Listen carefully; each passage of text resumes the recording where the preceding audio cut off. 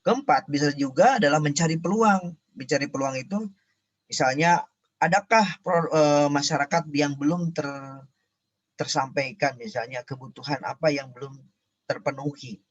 Berapa persen orang membutuhkan itu. Nah, itu bisa dengan cara mencari peluang tadi. Kelima adalah yang ini yang sering ada di pabrik-pabrik ini adalah mengukur kualitas atau kepuasan pelanggan terhadap produk dalam mengatasi resiko dan kendala serta menjaga kualitas.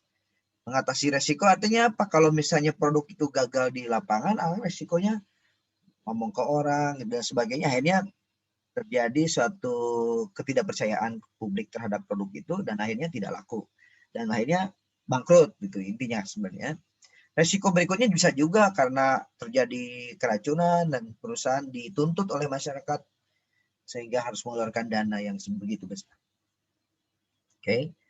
Nah, untuk mengenal lebih dalam karakter, nah ke-1 ada tadi karakter mengenal dalam karakter pasar. Jadi untuk melakukan riset pasar, Anda lebih mengenal karakter konsumen yang menjadi target.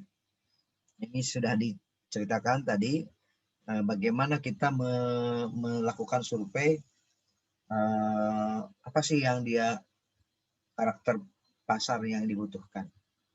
Kedua adalah menganalisa taktik kompetitor, tadi sudah dijelaskan. Mengetahui permintaan pasar, mencari peluang, dan quality assurance. Ya.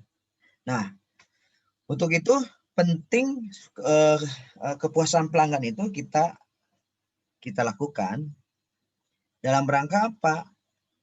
Dalam rangka reputasi perusahaan semakin positif di masyarakat. Kalau perusahaan tidak pernah melakukan survei atau suatu organisasi yang tidak pernah melakukan cek, apakah kita sudah sejauh mana pelanggan itu menerima kualitas kita, nah itu berarti harus kalau dia ada melakukan niat cari tahu, oh ini perusahaannya udah bagus nih, dia bisa dia sangat perhatian terhadap pelanggan, dia akan nanya-nanya. Yang kedua adalah mendorong terciptanya loyalitas. Dengan adanya kita membuat sebuah kepuasan pelanggan, si pelanggan akan selain menyukai, tentunya dengan ada timbul rasa loyalitas ya. Ketiga adalah memungkinkan terjadinya rekomendasi dari mulut ke mulut untuk menguntungkan bagi perusahaan sehingga banyak orang yang akan beli dan menggunakan produk perusahaan. Artinya perusahaan tersebut kalau sudah memperhatikan keinginan si pelanggan, biasanya mode to mode ya untuk oh ini bagus nih karena dia sudah perhatiin dari apa yang mereka inginkan atau sebagai pelanggan. Keempat, meningkatkan volume penjualan dan keuntungan, larinya ke sana. Hubungan antar perusahaan dengan para penyelenggara menjadi harmonis. Keenam, mendorong setiap anggota untuk bekerja dan tujuan serta kebanggaan yang lebih baik. Nah, ini adalah merupakan pentingnya kepuasan pelanggan atau mengukur pentingnya kepuasan pelanggan ini. Karena kalau tidak dipuaskan pasti akan back to back ke kita. Loyalitas. Dengan adanya kepuasan pelanggan itu, ujungnya sebenarnya terjadi loyalitas pelanggan. Ya, merupakan aset, jadi itu menjadi sebuah aset kita untuk kita pelihara. Kalau semakin hari pelanggan kita semakin meningkat, berarti itu ada sebuah kepuasan. Kalau misalnya menurun, berarti ada suatu kegelisahan yang tidak sampai kepada kita, tidak ngomong bahwa oh ternyata kurangnya ada di sini.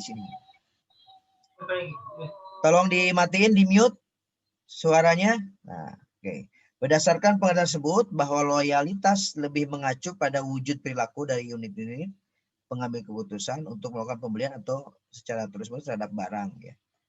Jadi loyalitas sangat penting lah ya untuk mempertahankan. Tadi mengukur kualitas dengan survei, komplain dan penambahan pelanggan. Oke.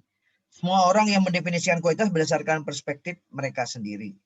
Yang tadi ini udah ini. Nah, ini contoh perspektif kualitas produk. Contoh kalau mobil itu apa sih yang dinilai atau di dimensi kualitas apa yang biasanya orang menilai kualitas produk kendaraan tersebut? Contoh kekuatannya, kenyamanannya, estetikanya, keamanannya, harga dapat dijangkau, prestis gaya apa namanya, kebanggaan, gengsi. Nah, prestis lebih ke gengsi ya.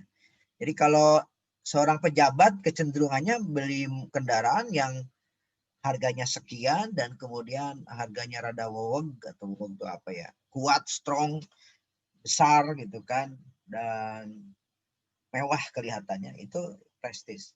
Jadi orang yang biasa yang mahal-mahal pasti pembelinya juga beda, yang punya perusahaan yang ratusan perusahaan. Nah ini juga sama nih. Oke. Nah kalau jasa tadi misalnya kecepatan, mudah ditelusur. Kalau ini perspektif kualitas jasa contohnya adalah ekspedisi ya, ada pos, ada Tiki, ada JNE dan lain-lain. Itu biasanya diukur dari sisi apa, kecepatan, mudah ditelusur, jaminan sampai atau garansi, harga mudah dijangkau, kemudahan pengantaran. Dan terus kemudian perspektif kualitas jasa bisa menurut Vincent Gaspers itu adalah dimensi seperti kecepatan waktu pelayanan, akurasi, kesopanan, keramah tamahan, tanggung jawab, komplain pelanggan dan lain-lain. Nah contoh atau di sini terkait jumlah petugas yang melayani, kualitas pelayanan yang berkaitan dengan lokasi pelayanan, misalnya kualitas pelayanan yang berhubungan dengan kenyamanan dan lain-lain. Sampai sekarang ada satu pengalaman saya di bidang jasa itu sangat berkesan dan membuat sampai saya selalu diulang-ulang ceritakan. Contoh waktu itu saya ada pekerjaan di Bandung zaman dulu banget. Kemudian saya kan nginep di situ berapa hari, 3 hari atau 4 hari itu acara di sana, acara training. Terus kemudian saya mungkin sudah diberitahu kalau yang akan hadir di situ si A, si B, si C gitu kan. Pada saat datang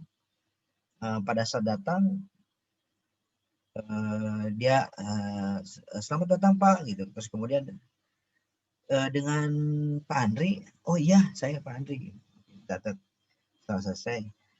Dari situ semua orang, satu pegawainya hotel tersebut langsung menyebutkan nama saya.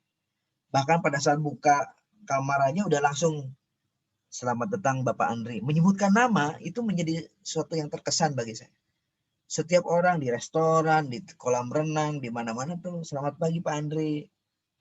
Kayak raja ya disebutkan nama saya langsung. Kan biasanya orang nggak peduli nama langsung selamat pagi Pak, atau kan nggak. Ini kan menyebutkan nama. Sehingga mungkin ini ada kebijakan bahwa kualitas keramah tamahan sampai mengenal namanya itu jadi sebuah kebijakan dari sebuah perusahaan, sehingga saya merasa jadi di rumah sendiri gitu. Kira-kira itu. Kemudian inti dasar dari kualitas jasa tersebut atau disebut dengan layanan prima itu pertama adalah bagaimana membuat pelanggan merasa penting. Kedua, melayani dengan ramah, tepat, dan cepat. Ketiga, pelayanan mengutamakan kepuasan pelanggan. Keempat, menempatkan pelanggan sebagai mitra. Ya, kelima adalah pelayanan optimal yang menghasilkan kepuasan pelanggan. Ya, kadang saya juga pernah ada satu yang menjual sesuatu, terus tiba-tiba kita ada komplain, Pak ini kok begini ya, kok ini.